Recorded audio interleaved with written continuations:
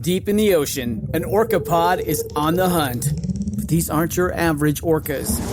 These guys are organized. Marketing team, did you get those social media posts scheduled for the SEAL migration? Aye, Captain. We even have an automated notification for all pod managers when they go live. They use Monday.com to keep their teamwork sharp, their communication clear, and their goals in sight. Monday.com. For whatever you run, even orcas. Go to Monday.com to dive deeper.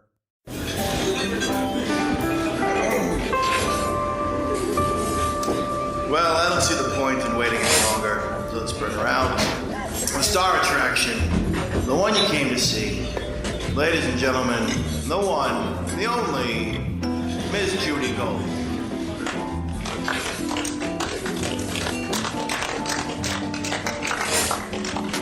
Hi! Hello, how are you? Good. What do I say? Good what? Good day. Good day, Alan. folks. Good day, folks, and welcome to Kill Me Now. All right, Alan, you know, I always start with a kill me now moment because I'm always aggravated about something. Right. Yeah. So, apparently there's some voice coming in from another, I guess, or feedback or something. I have no idea. You told what me that to is. listen to Howard and Robin, so I'm trying to... Yeah, I said to Lauren, listen to Howard and Robin, because Robin doesn't talk the whole fucking time while Howard is, you know, knows the person. Anyway, today we're here with Alan Zweibel. Hello. And I love, all right, first of all, I've loved you forever because this is what I'm talking about. I'm just adding to what you're saying. It's not meant to be listened to. Just, Yeah. It's sort of augmented. I concur. Yeah. You're going to... No, I'm not going to indulge this All right, at all. okay, It's the last thank time you. I'll ever speak to Okay, her. Even thank if you. I see her on the street afterwards, Okay, that's fine. it. Perfect. Now, you have to call her him. See? It's so hard. I'm pretty. You have to call her him. Yeah, because... I have we this have- physical condition where I was born a boy with titties he's and a boy. pussy. No, don't. I've asked you not to describe it like that. That's the easiest way to describe No, it isn't. You don't have to say pussy to Alan Zweibel. You know what a pussy is. Yeah, right. Look I'm at a little him. older than you, so I I've don't. seen I his never sketches. Heard the word Yeah. pussy before. Okay. Okay. Is there a better way that you can say? So Yeah, with Lauren titties was and a born nanny. a female, but is a male, but doesn't want to transition physically because he wants to continue getting his girl parts, and he doesn't want to chop his body up. All right. Anyway, but it's not about him. It's about us. Right. Alan. Okay. So. This is going great so far. I know, This isn't is it? just So smooth. I just have to say that yesterday I was traveling from Canada. I was in Toronto. Right. To Newark, because there's this new Porter airline where you can go right into... I've taken Porter. I like Porter. Yeah, Porter's nice. Right. So I go to the, when you come home and you have to stand on the friggin' line with the form you're supposed to fill out. Well, they didn't give me the fucking form on the plane. Oh, this would be customs. Customs. Yeah. Right. So I stand and stand and stand. I finally get up. He said, do you have that form? And I had grabbed one on the way there. And I said, oh, right. And I pulled it out. And he's like, you can't fill it out here. And then I look at it and it's fucking French. So I had to run and he's like, you have to go back and stand online. I'm like, fuck you. Like, ugh. So anyway, I went back. I got an English one. I had to stand online again. Again? Yeah, again. So how much time did this consume? Oh, I can't even. I got an hour and 45 minutes sleep. All I wanted to do was go the fucking home and go to bed. I hadn't been home for like 13 days. Oh, and then I finally get through. I can't find my second bag. It's the last bag to fucking come out. Then I go again. I don't realize they have to take that thing. That card the again. card you filled out. Yeah. It's not. You fill it. You don't fill it out and take it home with you. Well, Then you I could don't have filled it out know. at I home. forgot you had to go through again, Yeah. and I'm like I put my head down on the luggage cart, like I can't fucking take it anymore. And they're like, "Are you okay, ma'am? Are you okay?" And I'm like, "Yeah, I'm just fucking miserable." So I went through, but I was cursing a lot, and they didn't put me in a room. Usually they would put you in a room Right. for a lot less. Right, I was like, fuck, I can't. But it was like, why the fuck? What the fuck is wrong with you? You fucking idiot! It was my usual inner dialogue I coming understand out. that Yeah. this is just polite conversation Right. for you, but usually those people are very, very I know. temperamental. I and, know. sometimes they'll build a whole. Oh, I know. Right Just there to I put know. you in. I Yeah. know, and I didn't do it. So that was my kill me now moment. But I am so excited that you're here. Well, I'm thrilled to be here. Now, Alan, I know you have a new book out that Yes, I is do. fantastic. I mean, okay, the greatest thing about it's called Benjamin Franklin. Huge pain in my Huge pain in my blank. But we can fill in the blank. Yeah, it could be anything. It could pussy. be neck. Yeah, I knew you were going to say it. I've asked you to stop with the pussy talk. You're a lesbian. Alan, is this...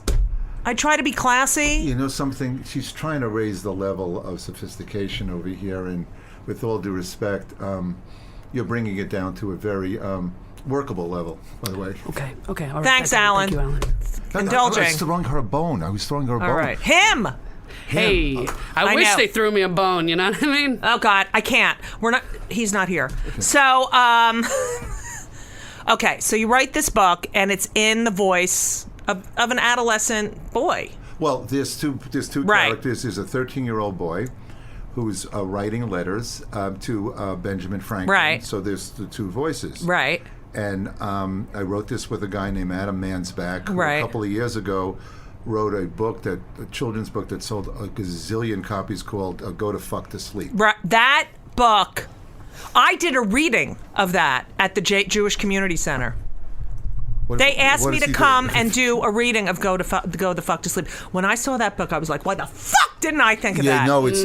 I know. And that book sold God knows how many copies because they were given by parents of young kids. Right, to other parents of young kids. Brilliant. And what had happened was about 2 years ago, I was given the keynote speech at I guess it was the Tucson Book Festival. Right. There was about 1,500 people in the audience, and Right. at each table was an author. And I was looking at the roster of authors in attendance, and I saw Adam Mansbach's name. Coincidentally, one of my daughters sent me the link to the audio version of Go to Fuck to Sleep Right. like a day or so before. Right. Samuel L. Jackson reading Go That's to Fuck to Sleep. hilarious. So to hear a very Right. tired, worn down Right. Samuel threatening, go to fuck to, Yeah. it was really funny. So I sought him out.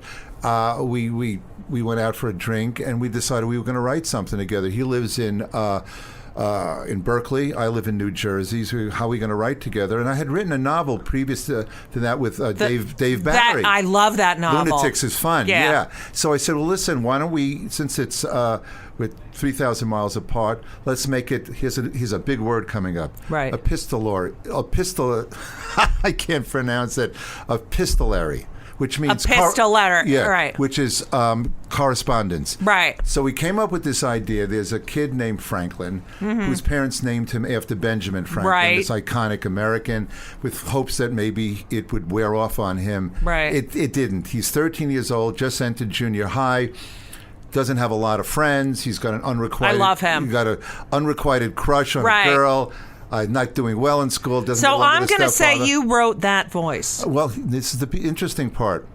No, because my co-writer is younger than me. No. So he's closer in age to Right. this kid, where I'm older, so I'm closer in age to Right, Benjamin Franklin. Franklin. So what the kid does is, the history teacher asks the kids to write a letter to a historical character. He writes one to Benjamin Franklin to tell him how shitty the name Right. is working out for him. He has a fight with his stepfather, and to get I back hate at the him, stepfather. the stepfather's awful, Dirk the Asshole. Jerk, and he steals a stamp from Right. the stepfather's collection, mails the letter. Cut to 1776. Benjamin Franklin comes waddling out of his house. There's Right. a letter from this kid from 2015, and a grandfather-grandson relationship strikes up because, as it happens, Benjamin Franklin is having the same social problems with the Right. other founding fathers that this kid is having with his peers. So this is mostly epistolary. It is mostly letters between the two of them. Right, and it's so great because there's so many issues. I mean, I enjoyed reading it, but it's Grown-ups, like... adults are having fun reading it. It's so great, and now I want my son to read it, but it's so great because you can sort of explain politics and relationships to these kids. Absolutely. Who are watching these fucking assholes on Fox News. Oh, and then there's another debate, I think, tomorrow night. Yeah, tomorrow night. Yeah. Well, it's not a debate. It's not a debate, Alan. Well, you're absolutely right. It's not a debate. It's, you know what it is? It's a sideshow. Right. It's the bearded lady. It's the sword swallower. Right. It's a freak show. You go, wow, people are like that? And they pay, God and made yeah, this? and I can't even. God's Do you not real. wish you were writing for SNL now? You know what? You want to know something? When you see this, do I wish I wasn't one of the more political writers when I was Franken did a lot of that. Tom Davis did that. Jim Downey does it now and did it back then also. I appreciate it. I miss the activity of SNL, but as far as the parody of this is concerned, you know, what they're doing such a great job doing is it's hard to make fun of something that's already so funny. Right. You know? Right. But they're doing a great job. When my friend Larry David did Bernie Sanders I've a never couple heard of weeks of him. ago. He's what does he do? He created a show called Seinfeld. Did you ever see that? Seinfeld. Sounds Is that familiar. about signs? No, it's about Felt. It's Felt, Seinfeld. Yeah, Yeah, It's like it's the 7th Avenue. Fashion Right. It's Avenue about thing. the Garment District. Yeah. So he played I'll have to Bernie check that out. Sanders, and he was hilarious. You know, so it's fun to watch. He was really funny, and I mean, Bernie's not going to win. Do you think he'll win? You know something? I don't think so, but. God I kind of knows. love him. All right, can I just say something? He's Jewish, right? Yeah, Bernie's. Hello. Well, you know something? There's a lot of people named Sanders who aren't. The Yeah, Bernie whatever. part, you don't stop there. You got to go to the whole That's true. Sanders part. All right. And God knows what his middle name is. What's the Colonel Jewish? What? The Colonel. Colonel Sanders? Yeah. No, not Jewish. All Who right. makes chicken like that? They make fucking fried shitty chicken, the Jews? No. Used to be good. Shut up. So, I meant check it. I'm sorry. So, you know, I forgot what I was going to say. Bernie Sanders, Jew. Then I was thinking You were talking something- about does he wish that he were writing? And Right, he was I know. Forget it. Just forget it. So now, so Alan. ridiculous. I forget we even met. How are you? What's your name? Alan. And you? Judith. Alan, pass that joint. Thanks. So, Alan, here's the things. Can I just indulge you?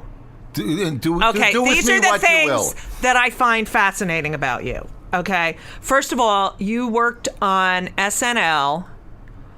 This is what I was going to tell you, and then I'm going back. So Bernie Sanders, I love when he's because he's fearless, and he's like, why are the people doing the thing with the die, right? And it's fun, and I love it, and I relate to that voice. Why are you get out of the bathroom? I have to, And then you have, Donald Trump is the thing that everyone hates about America, all in one package, and yet when he said, you know what, 9/11 happened on Bush's watch, I was like, finally. Someone fucking is saying the shit that So some of the stuff he says, I'm like, well, good. It's landing, and it's there's a big country out there that's obviously embracing him. It's unfortunate. Yeah, all right. no, anyway, it's unfortunate. But that was the one thing I I was like, oh, all right. I actually, all right. But okay. So you worked on SNL, and you're one of the first writers. Well, I was with the original group. I was there from 75 to 80. Right. Yeah. I was 12 years old when it came on, and it was, that's all I talked about, and you created Rosanna Dana with Gilda.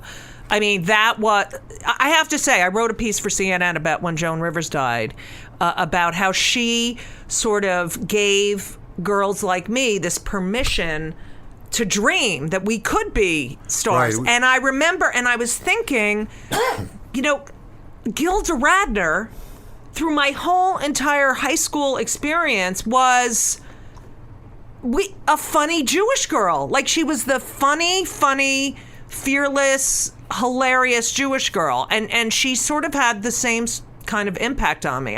All we did was imitate her all the time. Right. And some of the things you wrote, you created the samurai. Well, actually, John Belushi auditioned for the show. It was his character. Right. And another writer named Tom Schiller wrote the very, very first Samurai. It was a Samurai Hotel. And prior to my getting the job on SNL, before the show started, I was writing for stand-up comedians, and I was working in a delicatessen in Queens.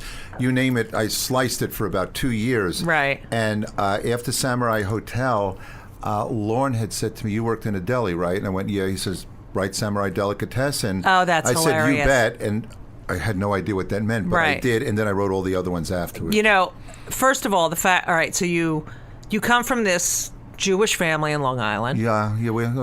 Someone told you that we're Jews? Or you just able to pick up on I don't something? know. I saw your penis in the... Oh, in the cup. Yeah, in the cup. Yeah. He's a black Jew. So, and then you're supposed to go to law school. Well, you know something, look, I always wanted to do this, okay? I always wanted to do what I'm doing, but... you know, you always want to go, gee, I don't know how to become a comedy writer. How do you do that? So I thought maybe, okay, so there's always something to fall back on. Like, remember in the old days they told a woman, you become a school teacher. Teacher. So this would be the teacher thing, but the law school said, no. I know, I love this story. No. About how you went, you took it, you took the test. I took the LS, law boys. Yeah. And they graded it, I don't know how they do it these days, maybe it's still the same, from 200 to 800. Right. And I got a 390. Right. And then you took Kaplan. I took Stanley Kaplan's course, and my score catapulted up to a 401. I know. That is the fun. You know, I can't take tests either, but I'm smart. Like, you're brilliant. Well, you know something? There are certain people who just can't take standardized tests. I can't. You know, I can't think standardized. No, that's exactly right. That's why it's a really weird indicator as to who gets into places, who doesn't. I know. You go, wait a second, there should be other criteria. Conspiracy. Yeah, it is a conspiracy. Yeah. Thanks. Sammy's, I got that same thing. Yeah, that's great. I worked there. For All right, Sammy's Delicatessen. All right, so. Was there humor growing up in the house? Well, yeah, there was humor because I think that, you know, it's the way you deal with life. Right. You know of course. Not taking things seriously. Right. So it's not like it was so ha-ha funny, but the attitude was, all right, we hit a wall here, there's a problem here, okay, what are we going to do? Make a joke. Make a joke and move on. Were you popular in school? Yeah, I was a jock. You were? Yeah, I was a jock and I was funny. What the fuck? That's like my son. Nice. My son's a jock and funny. And he's so popular. Well, so that was usually you're not. If you're a comedy writer, you're a miserable fuck. No, I wasn't a miserable fuck. I was a happy fuck. I made people laugh, and I could throw the discus and catch a football. So, wow. Yeah. Nice. Did you play college at Buffalo? I played a little. I threw the discus in college. Really? Yeah. Did you get a scholarship? No. Did not get a scholarship. Because, your parents would have been like, I don't understand. It would have been easier. It would have made everything easier. Who knew Alan was an athlete? Yeah. He could throw the last thing he threw was this plate of food. Ah! All right, so,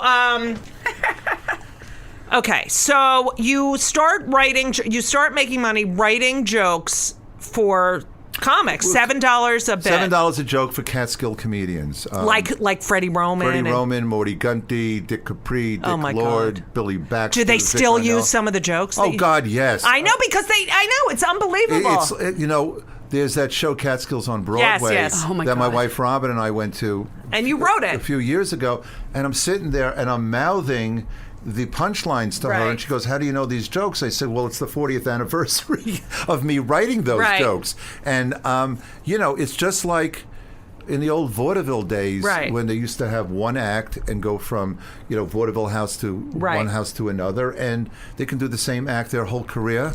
And a lot of these guys did that. They played at different hotels. Right, because there was you didn't do it on television. No one was taping it. You didn't have HBO specials. Absolutely. So life was so much easier. It was a lot easier. Those hotels were great. When I was growing up on Long Island, when we would go away for a weekend, let's say you'd go to the mountains. You'd go to the Nevele or the Concord. The Nevele at the Nevele. Yeah, okay. We'll be here all week.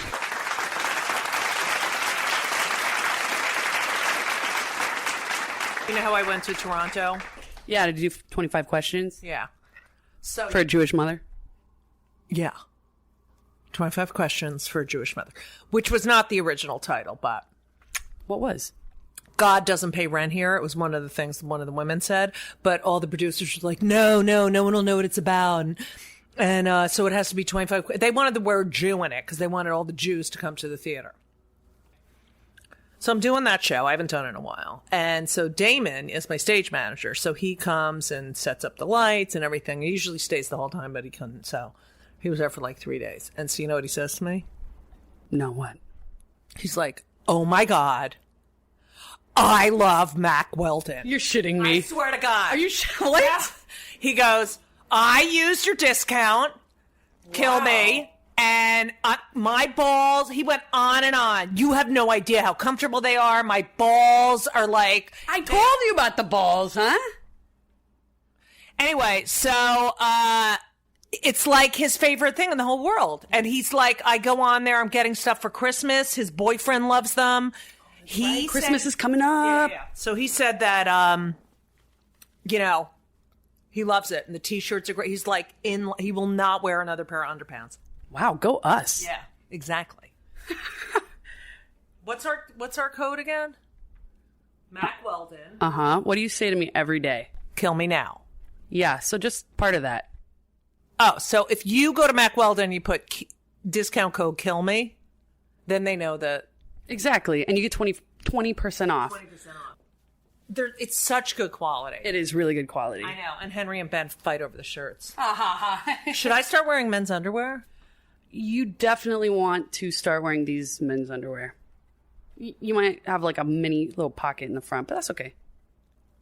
What do you pocket for? Well, I know what they use the pocket for. Right. And they're men's underwear, but they're so snug and nice. They just kind of like hug all around. You could definitely. You know, it's nice to air out that area. Definitely. Yeah. And they're nice and airy and breezy, supportive. I know, but can you believe that, like, out of nowhere, he starts telling me this shit? That's pretty incredible. Wow. That's pretty. I wear men's and women's underwear, and this Together? is sometimes when I'm feeling. Oh God, I have to go throw up. All right, go to Mac Weldon and use kill me. JudyGold.com/Mac.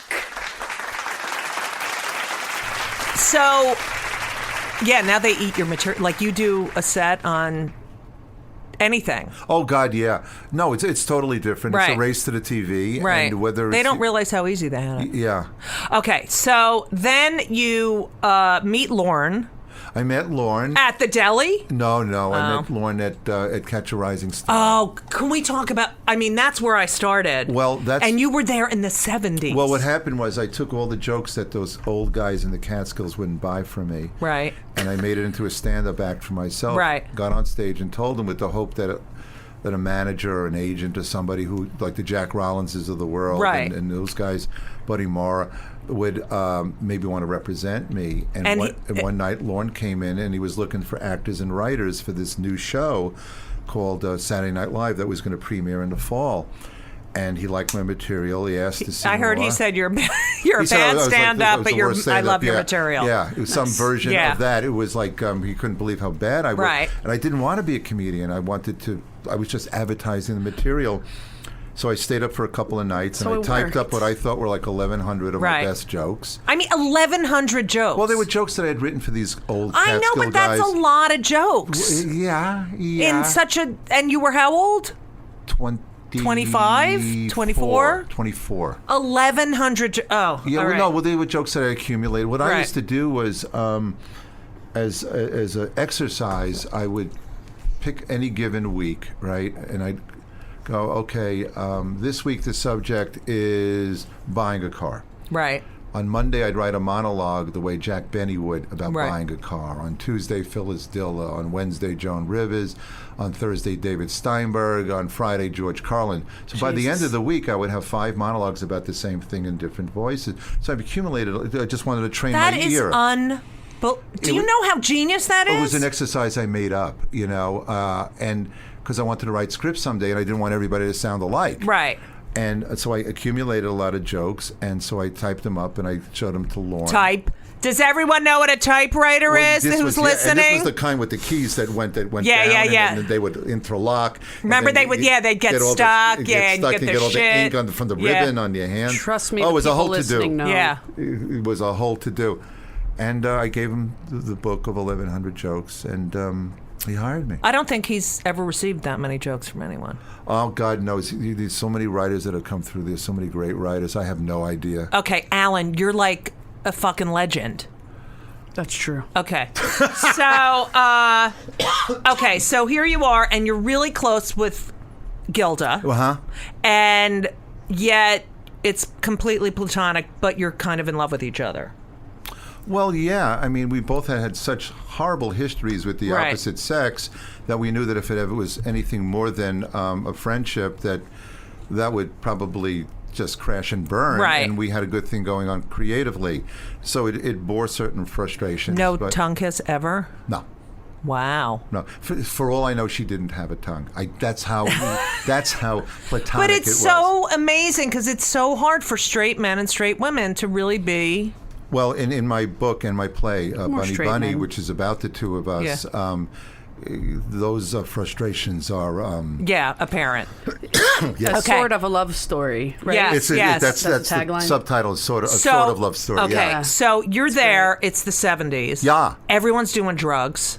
Like, did you know it was bad? Like, did you know it was bad for John and, that it was too much? Like all these people. You know something? It was the 70s and it was a different era. And, I don't know of anybody doing drugs because I was so stoned myself I couldn't see. I couldn't see if anybody else was doing anything. And it was there was a certain amount of invincibility that you felt you had. Also, it was pre-AIDS. Right. You know what I mean? It was just a different world. Yeah. And it was an extension of college. It just kept going. Right. You know what I mean? That kind of life. It just now, kept going. I remember I went to Catch, I guess, in 1980. It's got to be 82 or 83 for the first time because I did a show at Rutgers with. I had done stand-up as a dare, and then they put me on a show with Adrian Tulch, Bill Sheft, and Larry Ambrose. And then Adrian was doing the Monday night, hang out and try to get on thing and told me to come in. And I did. I'd go in every Monday and try to get on. I mean, I'd get on at 3, but I didn't fucking care, Wow. And I remember Lloyd, the bass player. Like, if the bands laughed at me, I was so happy. Because it landed, yeah. Yeah. So, and there'd be 4 people in the audience, but I didn't really give a shit because all I wanted to do was be a comic. And they hear every joke. What? So that is I know, impressive. right. Yeah. So I look at, you were at Catch. It's so hard to tell people that there were no cell phone. I mean, I was a backup. I used to sit at the bar hoping someone didn't come in on the weekend. Uh-huh. But it was like Belzer was the MC. I mean, that's when you were the MC, that was a huge thing. That was a huge thing. I mean, I was there earlier than you. By 82, I had already left SNL. Right. So I was there, let's say, 74. Right. Only for about a year. Right. Because once I got the job, my means to an end worked. Right. I would only come back to watch my friend Larry David, who was still there. Oh, my God, I loved watching him. But, it was fun. And when you look back at it, Billy Crystal was starting, and Larry was starting, and Elaine Boozler was big in those days back there. Chevy. No, Chevy. No, Chevy. He didn't start around that? Oh, No. Never okay, mind. so why don't you... That's not funny. And why don't you... Come on. No, never Gilda mind. How long have you Radner. been waiting to say never mind? I knew I'd have a chance some point. Okay. So... It didn't matter if it was the right point. Yeah, it just mattered that he had to say never mind. I feel like that was the right time. Okay. So... Talk later. So... I read that you met your wife, Robin. And... She worked on the show. She was a production assistant. Don't think I don't do my homework. And it was Gilda, while you were stoned all the time, saying, don't fuck this up. Well, yeah. I mean, I write about that in Bunny Bunny. Yeah. It was, we were dating secretly. And because of work? Because it was a work thing? Because, I didn't want it to be, I wanted to give it some dignity. I didn't want it to be part of... Did you ever do it in the SNL offices? We did it under the stage. No, you didn't. No, we didn't. I just made that up now. God, but it would have been great. I should have said shit. yes. I should have just lied. Yeah. But we told Gilda. She was the only one who knew. Mm-hmm. And then we were outed. How were we outed, you asked? One of Robin's jobs as a PA was to hire extras for scenes. And there was one scene, Kirk Douglas was hosting the show, and it was a bar mitzvah sketch where he played the bar mitzvah boy's grandfather, and he was on the dais with, with Bill Was he Murray. admitting he was Jewish at this point? He wore a yarmulke. That's his. All right, that's good. Okay. And the dais with the bar mitzvah boy and Gilda and Lorraine and the cast, but Robin had to hire extras to fill out the other tables at the bar mitzvah reception. Right. And our parents had not met yet. Okay. And she thought it would be a good idea to invite our moms there, okay? So my mother and her mother came, and they sat, and, they were extras. And all was well until my mother got it into her head that Robin's mother had a better table at the bar mitzvah sketch. That's hilarious! Okay. Yeah. So all of a sudden, a cat fight ensues. Oh my God! And this is a blocking day. There's cameras, so it's like beamed to our boys overseas and stuff. So yeah. So that's Wait. So what? Your mother? Did she complain right there? Or did she say, "Alan, right can you come here? Well, I don't understand why Robin's mother is sitting so much close. First of all, I can't hear. There's a draft. You must have been there that day because you're very close to being verbatim here. Wait, did you want to fucking wring her neck? I was just so stunned. Right. It was, the thought was, what are you doing? Why are you doing this? Why are you doing this hair? Did she know about you guys dating? She knew I was dating Robin, and Robin's mother was dating. No, it was just totally, she didn't have the seat that she would have liked. Oh my God, what a JEW. Wow. And took very few prisoners. So... Oh my God! Did they end up liking each other? So that was the beginning of that was the beginning of this lovely. Because her son was being taken away by another person. Right. Right. Alan. What was Robin's mother's name? Pearl. Why is Pearl? What the hell is going? And they were all still alive. So. Oh God! Now let me ask you a question. Did you act like a 4-year-old when you found out? Did you want to scream? Did you scream at your mother in front of everyone like a? No, I try to quell this thing, but it basically so there was some sense of decorum, and which continued like. Now, have you discussed this with her? Like, you fucking screwed up. No, because selective memory is a beautiful thing. I am fascinated. I mean, first of all, you've won Emmys, Writers Guild Awards, Thurber Prize for Thurber humor. Prize I'm very proud of. That was for my novel, I love that. The Other Shulman. I ran the marathon. Did you ever run the marathon? I ran it 3 times. That's how I was able to write that book. I ran New York City Marathon twice and Chicago once. How was the Chicago? It was flat. Flat. They set world records at the Chicago Marathon because of its flatness. Right, and it's right by the lake. It's very pretty. It's very, very pretty. But the New York, I did it in the pouring rain. What year? 1997. Well, you did it before I did. I did it in 2001. I did it 6 weeks after the World Trade I remember Center. that. And it was an amazing experience because I flew in from L.A. and nobody was flying still because this was like 5-6 weeks after 9/11, and so Robin and the kids stayed in L.A. We were living in L.A. at the time. I flew in, and you line up obviously in Staten Island, and as I'm going over the Verrazano Bridge, if you look to your left, there was still smoke from where the towers were. Yes, and the smell. Did you smell it? The smell, and I had. Music that I had CDs and stuff that I was listening to. You're not supposed to listen to the music. Well, but here's you're absolutely right. But what happened was, which I guess would be B, when I got to the other side of the bridge, Brooklyn, there was so many people, and it was such a "fuck you, Bin Laden" kind of thing. I wanted that to be my music, so I took my CD player and my CDs, and I looked for a fireman. And you gave it to him? I said, give this to your kid. I said, and I just let the music coming because from the that's crowd. What you're supposed to, you're supposed to let the people cheering. And it was great. I know. It was great. I had a running coach who would not let me listen to music. I am surprised that they let you listen to music during it. You're usually not supposed to. No, you sneak it. And I did that because I was training that way and all that. I didn't realize and that. At that time, CD players were tiny. Okay, so... they have the non-skip and also, ones. I had the furniture that they were on, so I had these big speakers. It was a big load I was carrying. Oh, Judy still has all that. I have these speakers that are, they're normal size in my apartment. And this one's like, no. And they're great speakers. And it's like, I'm not fucking throwing out my speakers. I'm talking about your CD collection. Your I have wall of I CDs. have hundreds and hundreds. I got vinyl albums. Yeah, I have different. mine in my storage unit. I think I'm going to put a shelf up and put them in my apartment. They're beautiful. Aren't they? They're art. They are art. I do agree. Okay, we don't care. So, okay, here's my other fascinations with you. You have been married for those of you who bet the under, okay, next month will be 36 years. 36.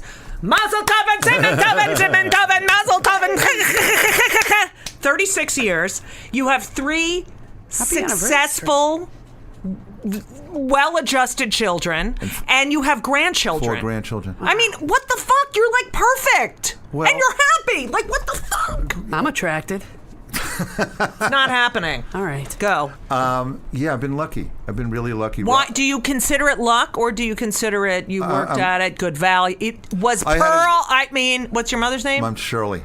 Was Shirley a good mother after all? She was a good mother, and Julie was a good father, and Robin was the one that I could have. I had probably the potential for spinning out of control. Right. You know, as a matter of fact, and I write about it.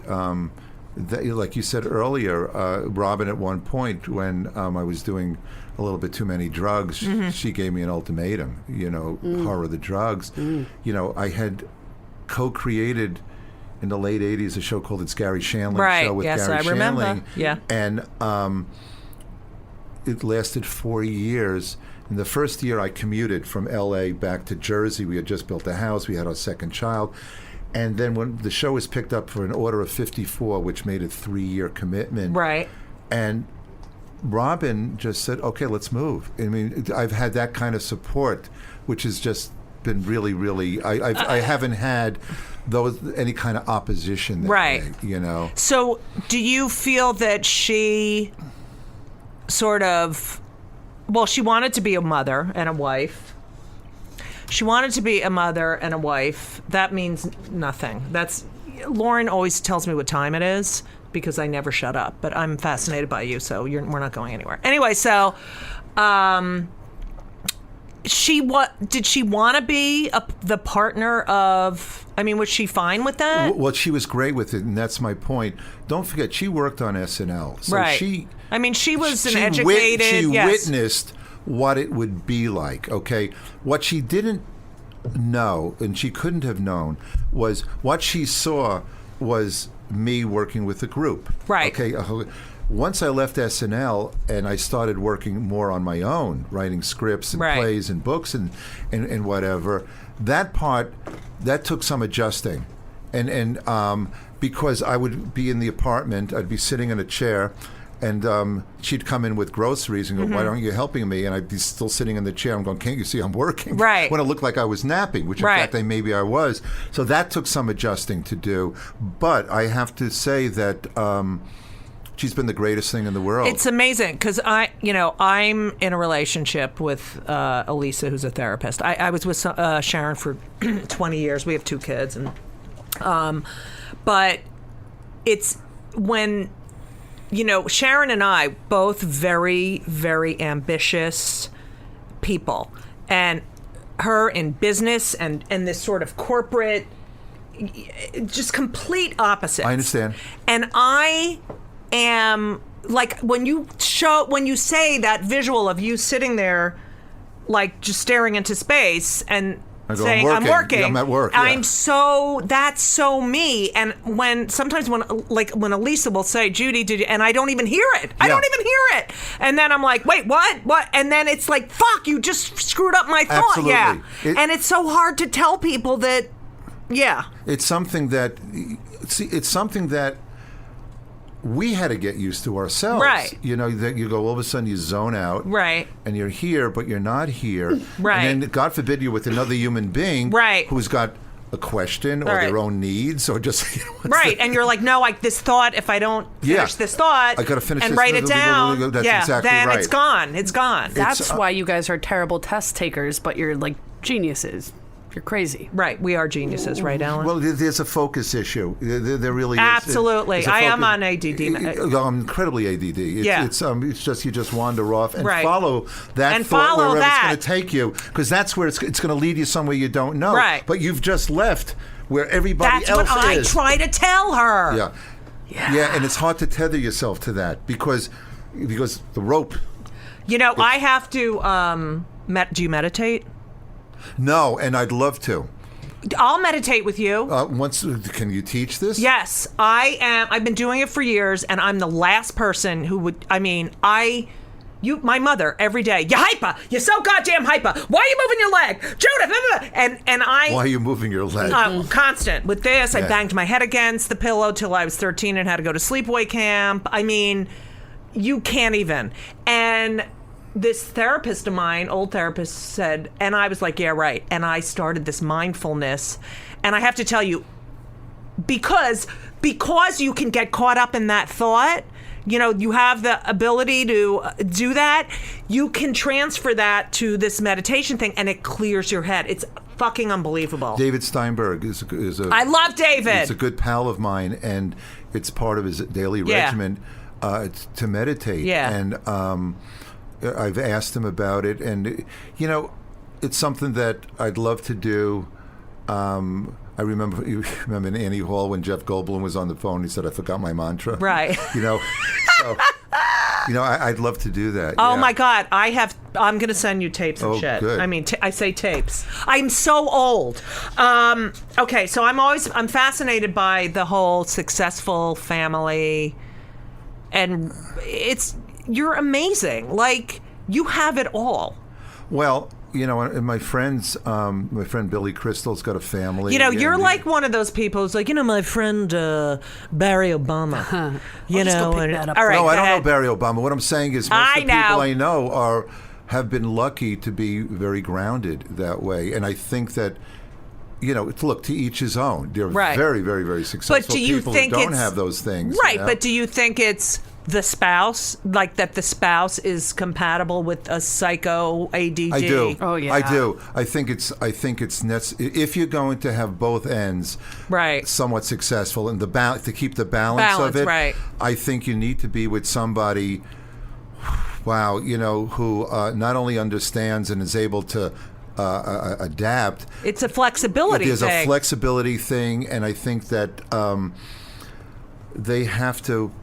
they probably give more than they receive. Absolutely. And they have the other to thing sort of be okay with that, I think. Right. And also the not taking it personally. Like, it's not against you. It's that I really honestly my mind is elsewhere. I'm over here now. I got to still be here. Right. I'll come back eventually. And it's like when it happens, I don't think people who don't have ADD get it, but like when you're finally at this totally focused place and it's like a fucking earthquake. Yeah, it's like... Absolutely. Why not smack me in the face? Right, yeah. exactly. And you're like, no! Yeah. So, all right. So... You should have a sign. Do your kids... that you put up. You can't. I can't focus enough to put a sign up when I'm in that space. But are your kids creative? They're creative in their own way. They're not doing what I do. My son is a very successful businessman. Our... two daughters are both very successful in their own businesses, but my middle daughter Lindsay is married and has a baby, and our son Adam is married. He's got 3 kids. I saw the 3 kids. They kind of look like you. They're very light. Yeah, they are. Yeah. It's we're dominant in that side there. The Zweibel gene. Yeah, and they all live in New Jersey, as do we, so they're all nearby. So once again, to keep the balance of things. Oh my God! It's like we did you that on hit the purpose. fucking jackpot. I'm very lucky. And happy. Welcome to Play It, a new podcast network featuring radio and TV personalities talking business, sports, tech, entertainment, and more. Play it at play.it. All right, let me ask you a question because we ask everyone this. Are you on any antidepressants? No, I should. What? I should Fucking be. shit! I'm never gonna hear totally the thought end of you were this. going to be on antidepressants. No. There's only a few handful that are. No. I've been on like a ADD drugs that they gave me Dexedrine for years. Yeah. Okay. No, I'm not. But nothing. Look, I should be. and if I can get a prescription for Valium, I'd be thrilled. Okay. Right. The fact that I'm not on it, that doesn't mean I don't need it. Right. I Do got you the same sleep? No. I go to sleep around midnight in my bed, and I wake up around 4, and I got to turn the TV on, so I go into my study and lay down on the couch and turn the TV on and hopefully sleep for another couple of hours. But I wake up every day at 5:30 to start writing. And write. I mean, that's so disciplined. That's so good. I can't. And then you say by 11? By 11... look, if you can write from 5:30 to 11, you've had a great day. Right. Oh, but there are some days. How many days by 7 in the morning I go, it's not going to fucking happen today. So, but do you just sit? Do you know what you're going to write, or when you have an assignment, it's easier. Right? Well, when you have a deadline, of course, it's easier. What I like to do is work on 2 or 3 things at the same time, because if I'm dry or hitting a wall in one, shift gears. It's just like going to the gym and you do different. You flex different muscles, you know. That's great. Well, once again, if you're working on a show or you have a play where there's actors and there's a time and you need the pages by or the audience is coming in, well, then there's the imposition of deadlines. Right. But if you don't have that and they say, okay, here's some money, give us the script in 3 months, our instinct is to go out and then pull an all-nighter like we did in college. Right. So somehow, some way, you got to keep churning it out and go, okay, I got to focus. It's the focus thing. Right, it's so weird. So try to do a little bit. I'm telling you, you're going to be a good instinct. meditator. You're going to be a good meditator. It's against every instinct All that right. we have. I love the David Steinberg show that you produced. Inside Comedy. Yes. Thank you. Such a great show. That I'd love to be on. I mean, that's all David's doing. I'd love to be on that show. I'd love to be on that show. This is why you Oh, were I'm asked sorry. here. The show is on hiatus right now. Fuck! But I love him. I will tell David. And I love Robin, his wife. Robin Steinberg, Robin Frumkes. Frumkes was the maiden name. Todd was first married name. Steinberg. So there's a whole to-do over there. I met with David Steinberg. He wanted to direct a thing I wrote. Really? Yes. And then, I don't know what Isn't he the greatest, though? Oh, my God. And I just look at him and I remember him when I was... the albums we had and all the Nixon and the stuff. Tonight Show and the... Smothers Brothers. Yeah. Okay. Here's the other thing about you that I love.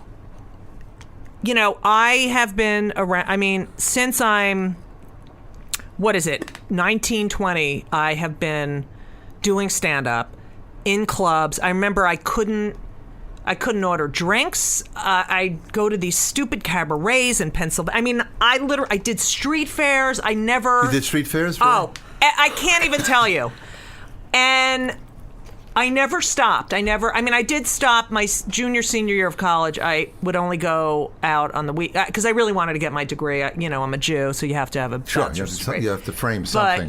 But seriously, I would go to happy hours. It was the 80s.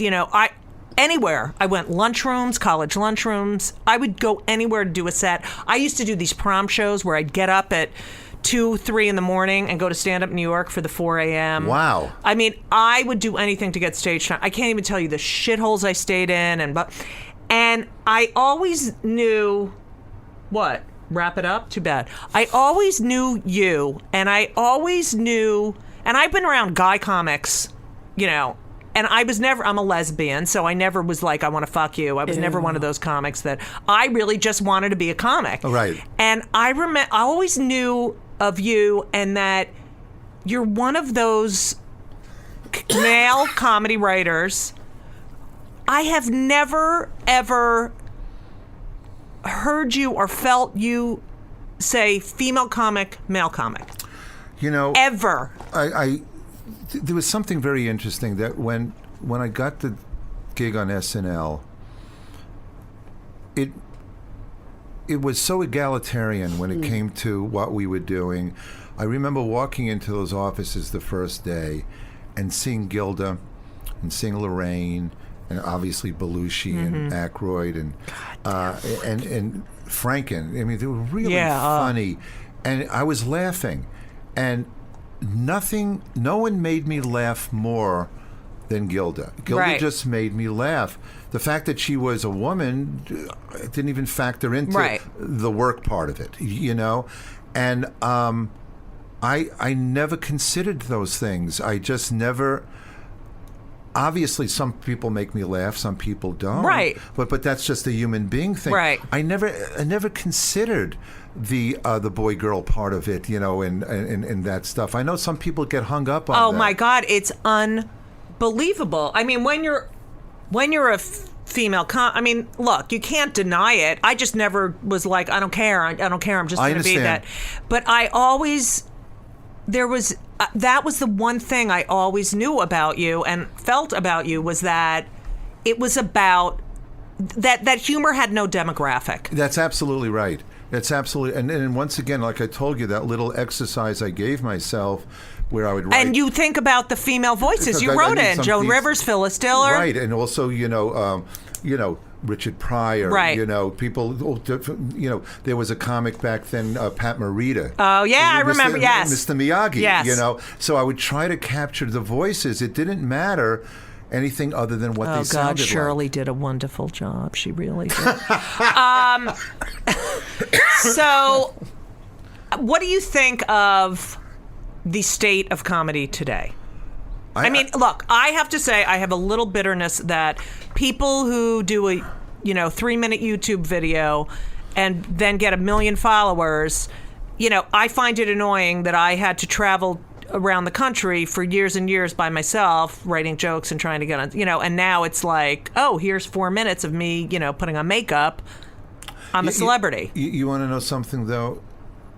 I remember in the 80s, all right, there was the same argument when cable became a thing. Right. And when every cable channel, all of a sudden there was a brick wall. Right, yes. There was a guy standing in Caroline's front of it. Comedy Hour, and he had improv. 4 minutes, 5 minutes. And the next thing you know, VH1. they were on The Tonight Show. Right. And the next thing you know, maybe they had a sitcom. And then the next thing you know, the sitcom got canceled. And they were back in front of a brick wall. And they were damaged by that point. I do think that quality is quality. And I think that, there's like more expeditious ways of making it really big now. But it's really it's what do you have? What back it happens up. next? What happens after that? And I think that, and that also happened before us. I'm sure that people who were really big in radio were saying this thing about new thing called TV, television.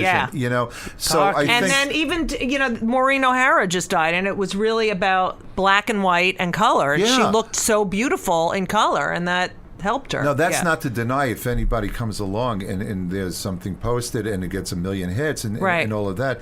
Wow, that's great. They hit the jackpot and then they can go on and maybe have really wonderful, substantial careers.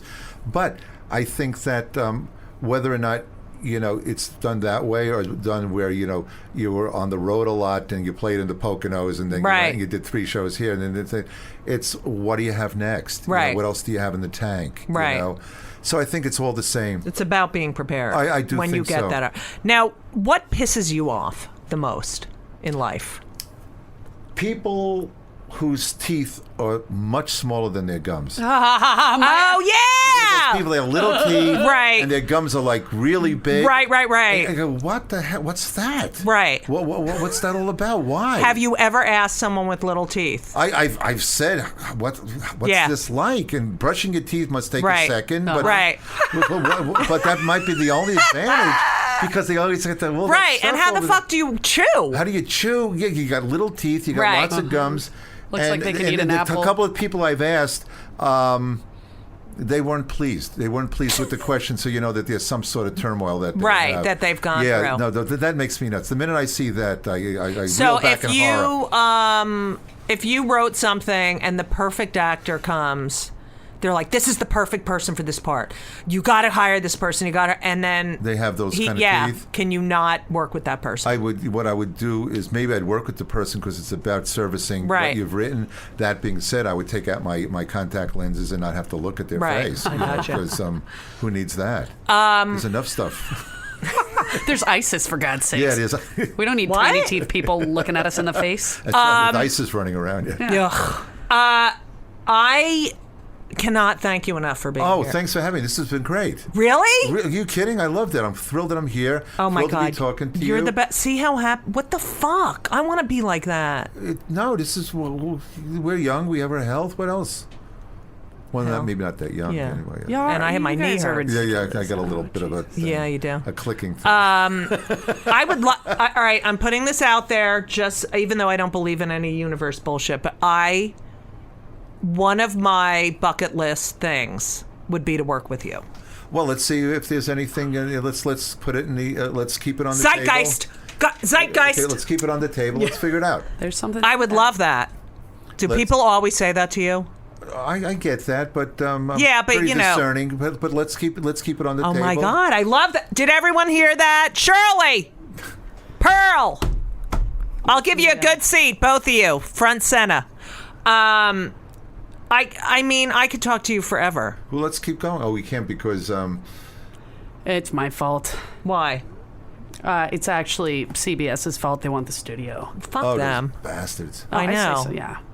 Oh, we could Alan, stay I here all love day. you, and I grew up in New Jersey. Where in Jersey? I grew up in Clark. Don't tell anyone. Oh, I've seen signs for Clark. Yeah, don't go. What happens when you get there? Yeah, it's just a boring. There's You they just had come the back. Clark. Wait, this is the big thing. We all hung out at Clark Lane's bowling alley. That was the big thing. And now, are you ready? It's a Whole Foods, and that is the biggest thing in Clark. Wow, That's probably the most liberal thing in Clark. That's too, right? number one, yes. And then there was a chemical plant that I remember with all these chemical shit, and now it's a golf course. Enjoy that and like a recreation area. So I hope everyone enjoys their tumors. And that's about it. Thanks for having me. Oh my God, Alan! Thanks for Please letting come me promote back. My book. It's lovely. I love the talking to you. book. I love can't wait to everything read you it. do. You have to send it to me. What? Benjamin Franklin, huge pain in my. Oh my God, it's blank. so great. Pussy. It's really. That's it. I am not kidding. I'm turning into my mother. I can't with the pussy. I can't. Alan, isn't it a little classless? It's a little bit. It's just a It's little a bit. callback. It's a callback. Call back to when you said pussy earlier. Yeah, and I got pissed off. Yeah, and the pissed off is And, also yeah. a callback. I mean, Anyway, the name of the show. Yeah, whatever. Full circle. All right, whatever. Thank you, Alan Zweibel. Pick up Alan's book. It's so good. Benjamin Franklin, huge pain in my. Franklin, a huge pain in my, but we know what it is. Yeah. And thank you. Thank you very much for having me. All right, so long. And everything was wonderful. I'll see you soon. Thank you for the visit. So long.